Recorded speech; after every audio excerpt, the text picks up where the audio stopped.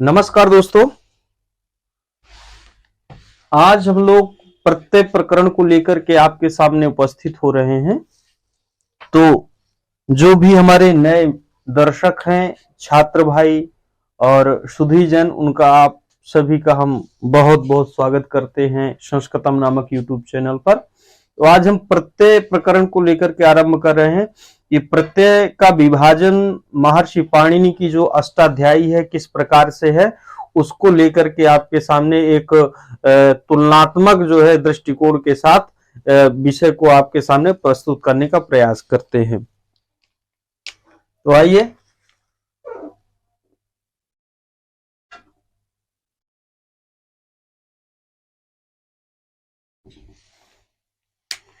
Heading हम डाल दिए हैं।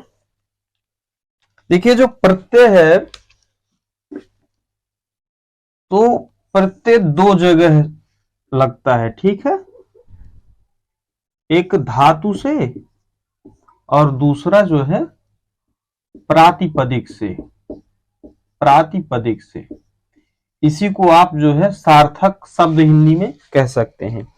संसार में जितने भी शब्द हैं सिर्फ दो टाइप के हैं। कौन कौन से?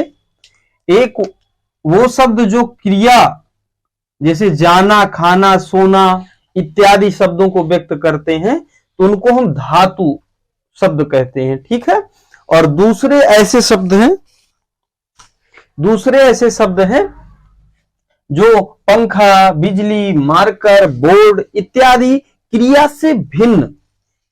एक तो क्रिया से संबंधित जो शब्द हैं वो हो गए, और इसके अतिरिक्त संसार में, किसके अतिरिक्त? क्रिया से अतिरिक्त जितने भी सार्थक शब्द है, जिनका एक अपना अर्थ है, जिनको बोलने से आपको लगे कि हाँ ये जो है शब्द का ये मायने है, तो वो सब प्रातिपदिक में गणित होते हैं, उनको आप प्रातिपदिक कहेंगे। तो दो प्रकार के शब्द हैं और इन्हीं दो प्रकार के शब्दों से हमारे जो है प्रत्यय लगते हैं, ठीक है। थोड़ा सा अष्टाध्यायी की चर्चा हम कर लेते हैं।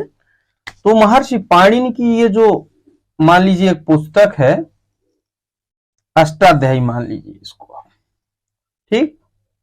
एक अध्याय, दो अध्याय, 3, 4, 5, 6, 7, ठीक।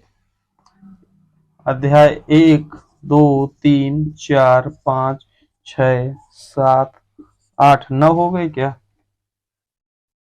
ठीक।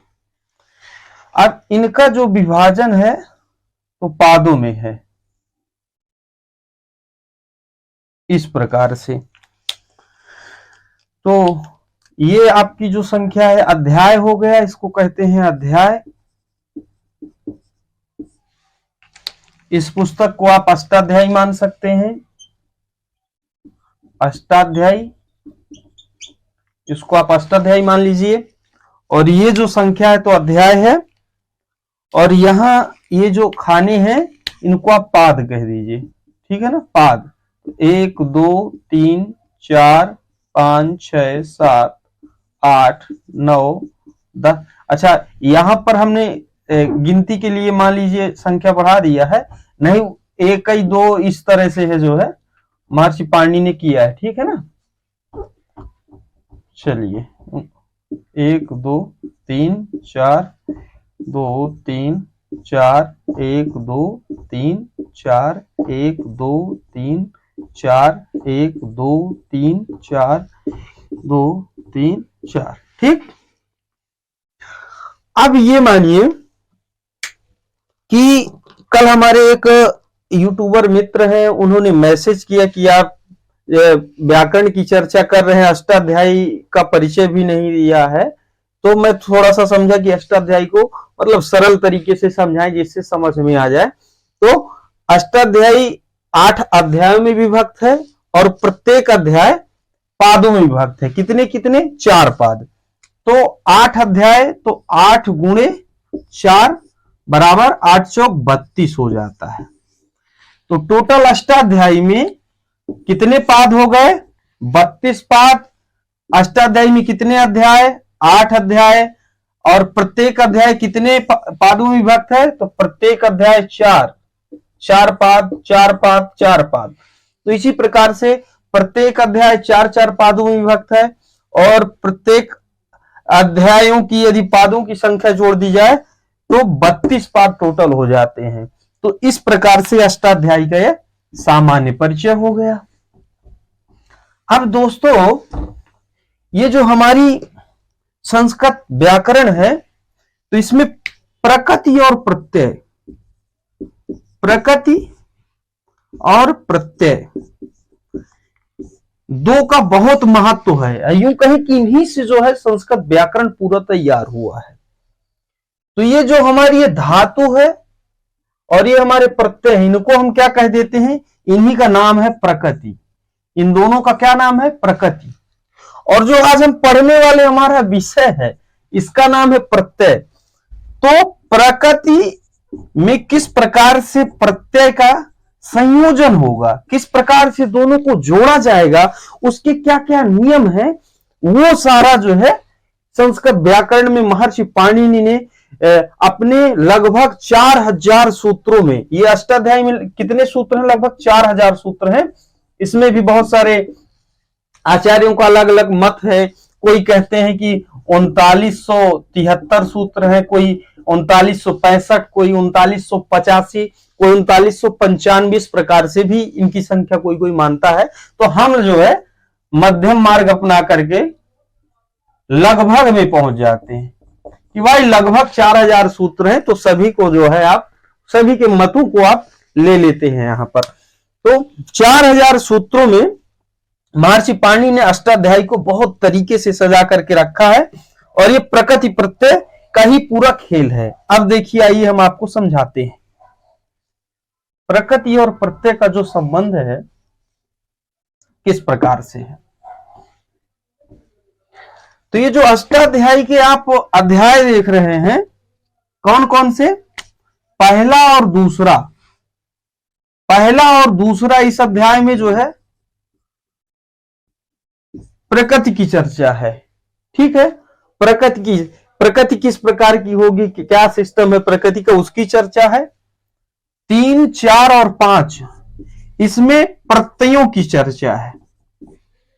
इसमें प्रकृति से संबंधित चर्चाएं हैं, इसमें प्रत्यय की चर्चा है। जिसमें देखिए प्रकृति में आपकी जो है समास इत्यादि, कारक इत्यादि और संज्ञा इत्यादि सब है, ये प्रकृति से संबंधित विषय है। तो यहां पर 2 अध्याय में किसकी चर्चा? प्रकृति की। और 3, 4, 5 अध्याय में किसकी चर्चा है? टोटल प्रत्ययों की। तो यदि आप कहें कि पाणिनि अष्टाध्यायी में प्रत्ययों की चर्चा कितने पादों में की गई है, तो 4 का 4, 4 दूनी 8, 4 3 12 पादों में। पहले पूछा जाता था कितने अध्यायों में प्रत्ययों की चर्चा है, तो 3 अध्यायों में। लेकिन अब थोड़ा सा और परीक्षा का स्तर बढ़ेगा तो पाद पूछ सकता है, भाई तो कितने पादों में पाणिनि अष्टाध्यायी में प्रत्ययों की चर्चा है।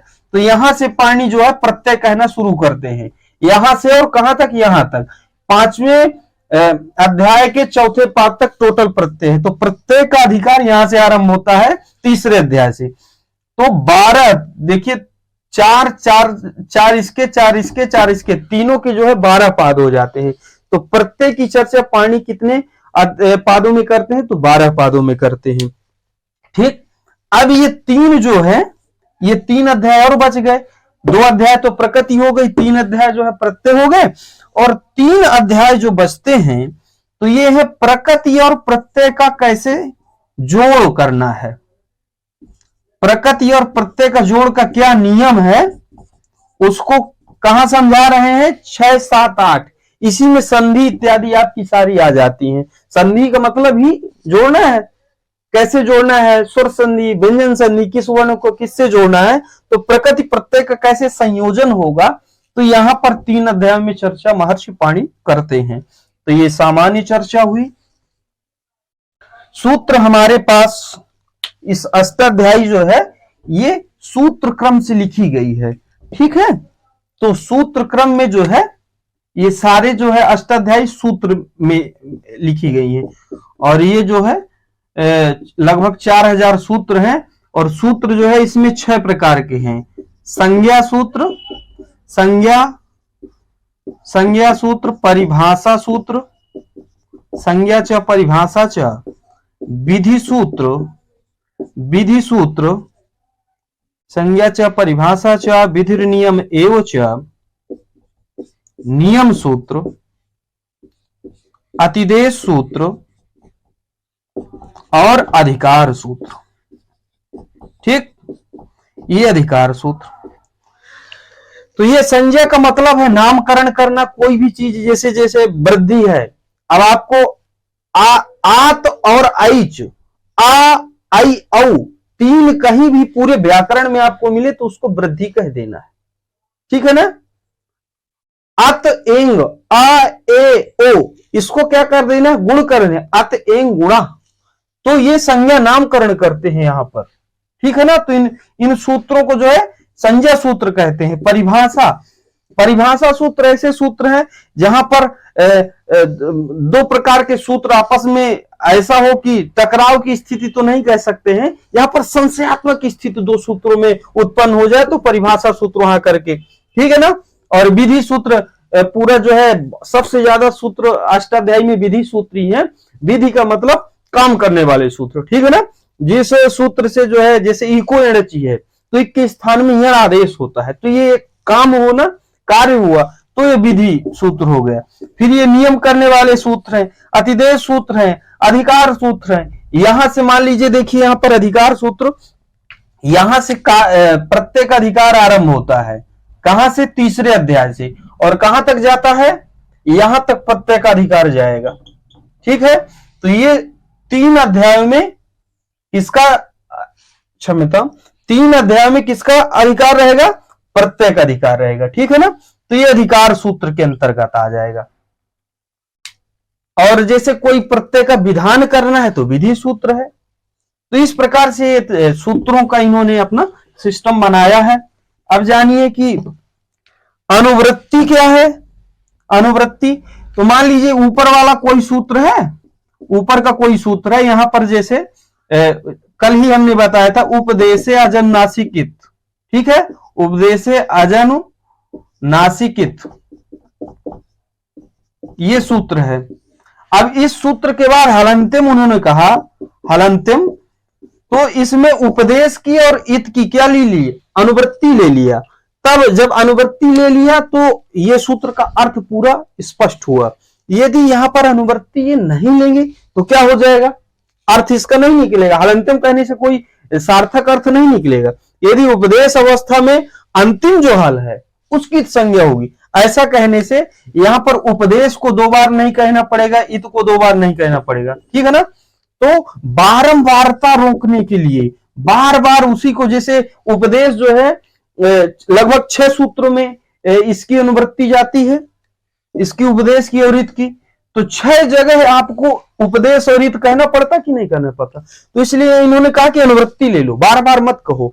तो अनुवृत्ति लेने से क्या हो गया कि ऊपर वाले सूत्र से नीचे वाले सूत्रों में लगातार अनुवृत्ति आ जाने से इसकी बारंबारता रुक गई और कम से कम शब्दों को बोलना पड़ा। जैसे जिस समय महर्षि पाणिनि अपनी अष्टाध्यायी की रचना करते रहे होंगे तो उस समय लिखने के जो साधन है वो नहीं थे, याद करने की परंपरा थी।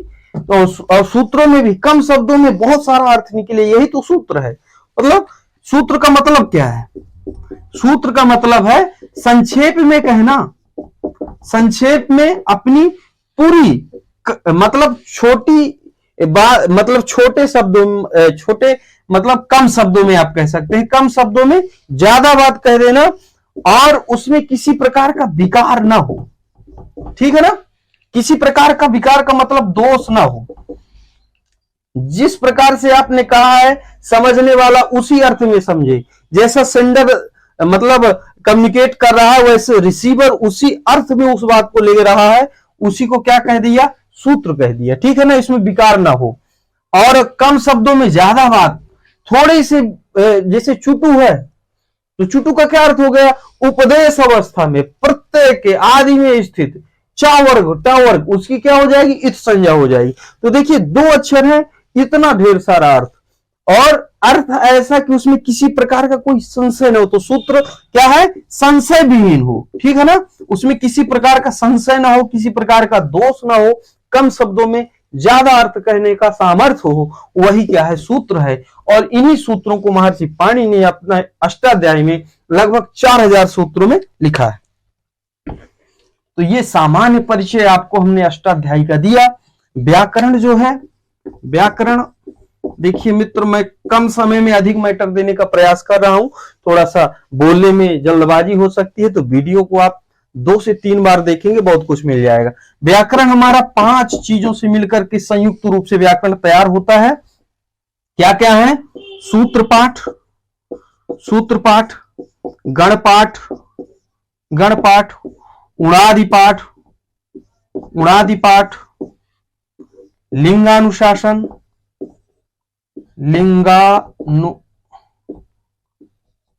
लिंगानुशासन और धातुपाठ। ठीक है। सूत्रपाठ क्या है? हमारी अष्टाध्यायी है, ये सूत्रपाठ है। अष्टाध्यायी में सारे सूत्र है, सूत्रपाठ हो गया। गण पाठ हो गया, बहुत सारे आजादी गणराज, इसमें एक मतलब डिब्बा बनाया, इसमें बहुत सारे शब्दों को इन्होंने रख दिया, और उसी के आज जो सबसे आगे वाला है उसके शब्दों को लेकर के आजादी गण कह दिया। तो इस डिब्बे में जितने शब्द, जैसे मैं नरसिंह हूं और इस रूम में लगभग 100 लोग हैं और मेरे नाम से इन्होंने कहा नरसिंहादिगण, तो इस रूम में लगभग 50 जो लोग हैं वो सभी आ जाएंगे। तो ये एक गण बना दिया। उणादिपाठ, उणादिपाठ की मैं चर्चा आपसे करूं। उणादिपाठ देखिए, महर्षि शाकटायन हुए हैं, तो कुछ लोग मानते हैं कि ये महर्षि शाकटायन की रचना है, कुछ लोग महर्षि पाणिनि की मानते हैं, तो हम बीच का मार्ग मानते हैं, हम दोनों की मान लेते हैं। ठीक है। उणादिपाठ, इसमें जो है उड़, ये क्या है? ये प्रत्यय है। उड़ प्रत्यय जो है आदि में है, तो इसी को लेकर के उणादि कह दिया गया। तो ये उणादि पाठ है और इसमें लगभग 748 सूत्र है। 47 या 48 हो सकता है यहां पर। और 748 सूत्रों में लगभग मुझे लग रहा है कि 800 प्रत्यय का विधान भी यहां पर किया गया है। ठीक ना? तो आपको अभी आगे मिलेगा। और लिंगानुशासन, ये लिंग निर्धारण करने की जो है पाणिनि ने एक व्यवस्था की है कि पुल्लिंग, स्त्रीलिंग, नपुंसकलिंग किसको कहेंगे, तो ये लिंग निर्धारण का यहाँ है। धातु पाठ में लगभग 1930 धातुओं का पाणिनि ने यहाँ पर, इसको 2000 भी मान सकते हैं लगभग, क्योंकि कुछ ऐसी धातु है जो 2 बार, मतलब 2 बार वहां पर उन्होंने पाठ कर दिया है, तो उनको यदि छोड़ दिया जाए तो लगभग शुद्ध रूप से 1930 धातुएं महर्षि पाणिनि के धातु पाठ में आई है। तो इस प्रकार से सभी को, 5 को मिला दिया जाए तब हमारा व्याकरण तैयार होता है। एक को हम व्याकरण नहीं कह देंगे कि आप सूत्र पाठ अष्टाध्यायी को आपने पढ़ा तो व्याकरण हो गया ना। गण पाठ, उणादि पाठ, लिंगानुशासन, धातु पाठ, सभी को संयुक्त रूप से आपने पढ़ लिया, तब जाकर के महर्षि पाणिनि का पंचपाठी, इसी को क्या कहते हैं? पंचपाठी। यही पंचपाठी व्याकरण है। तब आपका पंचपाठी व्याकरण पूरी तरह से तैयार होगा। लेकिन इतना कोई पढ़ नहीं पाता है, तो जो जैसे लघु सिद्धांत कौमुदी है, सिद्धांत कौमुदी है, ऐसे ग्रंथों को जो सामान्य विद्यार्थियों के लिए, जैसे अभी सरल संस्कृत व्याकरण डॉक्टर बाबूराम सक्सेना, तो इन्होंने क्या किया, कुछ कुछ सूत्रों को छांट करके इनसे लिख दिया अपना ग्रंथ। लेकिन लिखे अष्टाध्यायी से सूत्र लिए उन्होंने। कहां से लिया? अष्टाध्यायी से। लघु सिद्धांत में अष्टाध्यायी से, सिद्धांत कौमुदी में अष्टाध्यायी से, नागेश जी ने अष्टाध्यायी, मतलब सारे जो भी है तो इर्द गिर्द कहां घूमेंगे? सब अष्टाध्यायी के। ठीक है ना? अष्टाध्यायी से कुछ कुछ सूत्रों को लेकर के उसी की व्याख्या, उसी में टीका टिप्पणी, उसी में अपने तरीके से, अपने दृष्टिकोण के आधार पर मतलब चिंतन करके और उन बातों को प्रस्तुत किया है। तो ये सामान्य जो है व्याकरण की बात हो गई। अब आइए हम जो है प्रत्यय पर चर्चा करते हैं। तो ये जो हमारा विषय है आज का, प्रत्यय प्रकरण, तो प्रत्यय का जो अधिकार है, प्रत्यय जो आरंभ होता है, कहां से आरंभ होता है मित्र? ये हमारा जो है तीसरे, ये पहला अध्याय, ये दूसरा, और ये तीसरा, चौथा, 5वां, 6वां, 7वां और 8वां। तो यहां से हमारा जो है प्रत्यय का अधिकार आरंभ होता है। 3, 4 और 5, ये 3 अध्यायों में जो है क्या कहे जाएंगे, प्रत्यय कहे जाएंगे। सूत्र है हमारा प्रत्यय, ठीक है ना, प्रत्यय ये सूत्र है, ये अधिकार सूत्र है। ये क्या है, अधिकार सूत्र है। ये कह रहा प्रत्यय का अधिकार होगा कहां से कहां तक, तो तृतीय अध्याय के प्रथम पाद से लेकर के प्रथम सूत्र, तृतीय अध्याय के प्रथम पाद के प्रथम सूत्र से लेकर के पंचम अध्याय की समाप्ति तक किसका अधिकार है, प्रत्यय का अधिकार है। और भाई प्रत्यय कहां होंगे, तो कहते हैं इसके तुरंत बाद प्रत्यय कहां कर दिया जाए, मतलब धातु के आगे करना है कि बाद में करना है, कहां होगा, तो कहते हैं परश्च, ये बाद में होगा, ठीक है ना। तो प्रत्यय का विधान जैसे आप सुनते होंगे कि उपसर्ग पहले लगाना है प्रत्यय बाद में लगाना है, तो कहां से आपने जान लिया, ठीक है ना, ये प्रश्न आ सकता है। तो प्रत्यय जो लगेंगे तो बाद में ही लगेंगे, इसका निर्धारण महर्षि पाणिनि कहते। अपने से कोई भी नियम संस्कृत व्याकरण में नहीं चलता, उन्होंने जो नियम बता दिए उसी के आधार पर चलेगा। तो प्रत्यय कहां लगेंगे, बाद में लगेंगे, किस सूत्र के आधार पर, तो परश्च के आधार पर। इस सूत्र के आधार पर हम प्रत्यय हमेशा कहां लगाएंगे, बाद में लगाएंगे, ठीक है ना, प्रत्यय परश्च, ठीक है। इसका नाम भी क्या रहेगा, प्रत्यय रहेगा, ठीक है, क्योंकि प्रत्यय का अधिकार है। जिसका अधिकार है, जैसे कारके का अधिकार होता है तो उसे कारक कहते हैं, प्रत्यय का अधिकार है तो उसे प्रत्यय कहेंगे, ठीक है ना। इसी प्रकार से जिसका जिसका अधिकार होता जाता है उसी के अधिकार से उसका नाम जो है आप जानने लगते हैं, ठीक। तो प्रत्यय का अधिकार तीसरे, चौथे, पांचवें अध्याय में होगा। अब यहां पर देखिए प्रत्यय दो प्रकार के होंगे, कुछ धातु से जुड़ेंगे और कुछ प्रातिपदिक से जुड़ेंगे। कुछ धातु विहित प्रत्यय होंगे, कुछ प्रातिपदिक विहित प्रत्यय होंगे। तो अब आइए जो है मैं इसको जो है मिटाता हूं। ये जो तीसरा अध्याय है और तीसरे अध्याय का ये तीसरा जो अध्याय है इससे जो संबंधित प्रत्यय हैं ये सब जो है धातु से लगने वाले प्रत्यय हैं। किससे लगेंगे प्रत्यय, ये सब धातु से लगेंगे। और चौथे और पांचवें अध्याय में जो प्रत्यय हैं ये सब किससे लगने वाले हैं, प्रातिपदिक से लगने वाले हैं। ये आप जान जाइए, चौथे और पांचवें अध्याय के प्रत्यय सब प्रातिपदिक से लगेंगे और तीसरे अध्याय के प्रत्यय किससे लगेंगे, धातु से लगेंगे, ठीक। अब इसको मैं अष्टाध्यायी को मिटाता हूं और आगे विषय को अब बढ़ाते हैं। टोटल प्रत्यय पर ही अब चर्चा होगी।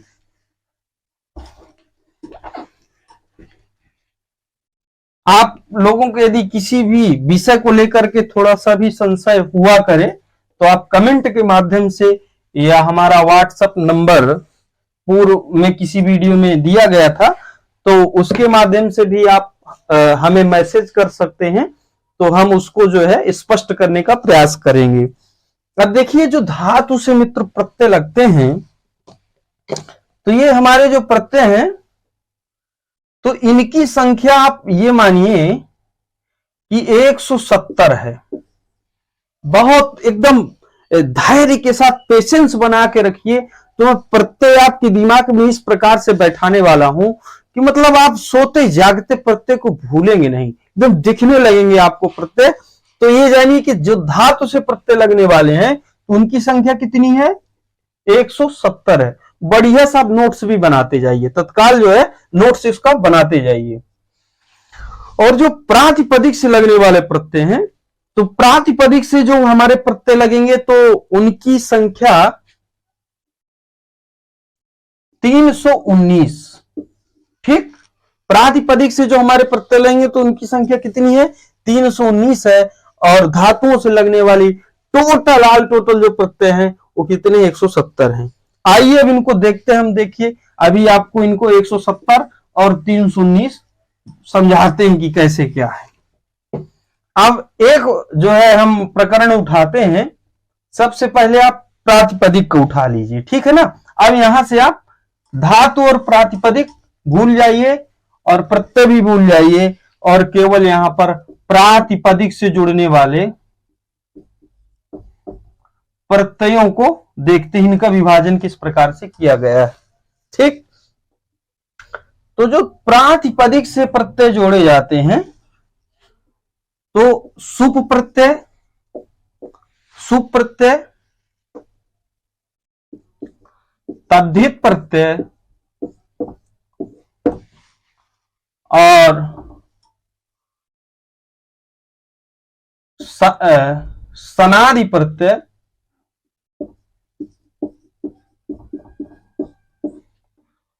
और यहां पर स्त्री प्रत्यय। ठीक है, ये जो है इतने प्रत्यय आपके जो है ये प्रातिपदिक से क्या होंगे, जुड़ेंगे। ओके, ये प्रातिपदिक से जुड़ेंगे। सुप प्रत्यय आपके कितने हैं, तो ये 21 है, सुऔजस समौजस। ये तद्धित प्रत्यय की संख्या कितनी है, तो 281 है। इसको नोट कर लीजिए, 281 तद्धित प्रत्यय है। सनादि प्रत्यय तो देखिए 12 प्रत्यय हैं।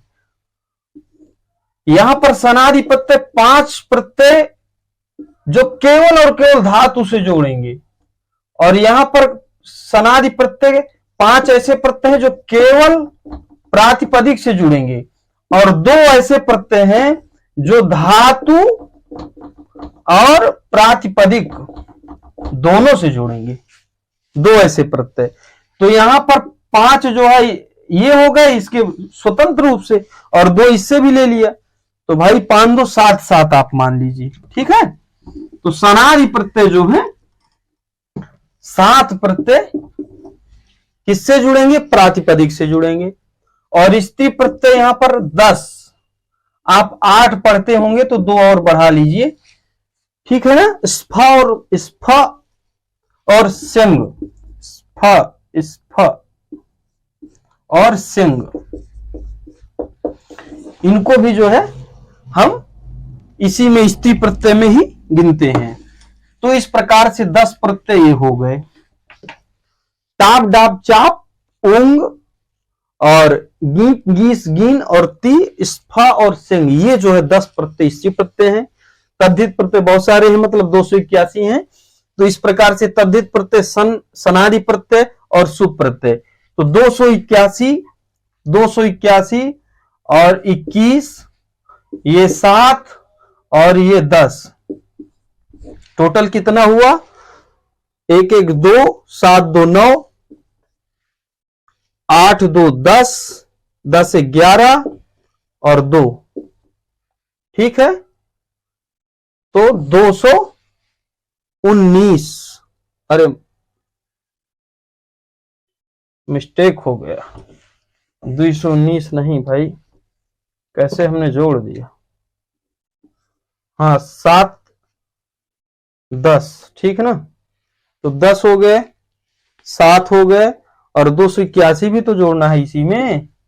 तो 1 2 7 2 9, 8 2 10 की 0, 8 2 10, 8 2 10 11 की 1, और फिर 2 1 3, तो ये देखिए 319 हो गए। ठीक है ना, तो 281 21 7 10 319। तो हमने आपसे क्या कहा था भाई, प्रातिपदिक से कितने प्रत्यय जुड़ेंगे, प्रातिपदिक से 319 जुड़ेंगे, तो ये 319 प्रत्यय हो गए। ठीक है ना, तद्धित के कितने हैं, 281 प्रत्यय, सनादि के 7 प्रत्यय। ठीक है ना, ये 7 सनादि के प्रत्यय किससे जुड़ेंगे, प्रातिपदिक से जुड़ेंगे। ध्यान रखिएगा, धातु और प्रातिपदिक दो का अलग अलग विभाजन हमने किया। अभी हम प्रातिपदिक की चर्चा कर रहे हैं, जो प्रातिपदिक से प्रत्यय जोड़े जाएंगे। तो 7 प्रत्यय सनादि के प्रातिपदिक से, स्त्री प्रत्यय ये भी जो है प्रातिपदिक से जोड़े जाएंगे, और सुप प्रत्यय भी प्रातिपदिक से। तो इस प्रकार से 319 प्रत्यय हमारे किससे जोड़े जाएंगे, प्रातिपदिक से। ठीक, अब आगे आइए चर्चा हम करते हैं धातुओं से जुड़ने वाली प्रत्यय। अभी हम आपको ये बताएंगे कि कौन से प्रत्यय किसके साथ जोड़े जाएंगे। ठीक है ना, धातु से या प्रातिपदिक से। फिर इसके बाद हम आपको धातुओं से जुड़ने वाले प्रत्यय, प्रातिपदिक से जुड़ने वाले प्रत्यय, उनको आपको बताएंगे। इसके बाद उनका क्या अर्थ है, क्या नियम है, किस कंडीशन में जुड़ते हैं, वो एक सिस्टम के साथ आपको बताएंगे, जो विषय आपको सरल हो जाए। ठीक है, अब देखिए धातु से जुड़ने वाले प्रत्यय हम आपको बताते हैं। तो धातु से दोस्तों जो है, जो प्रत्यय जुड़ते हैं तो 3 प्रत्यय हो गए।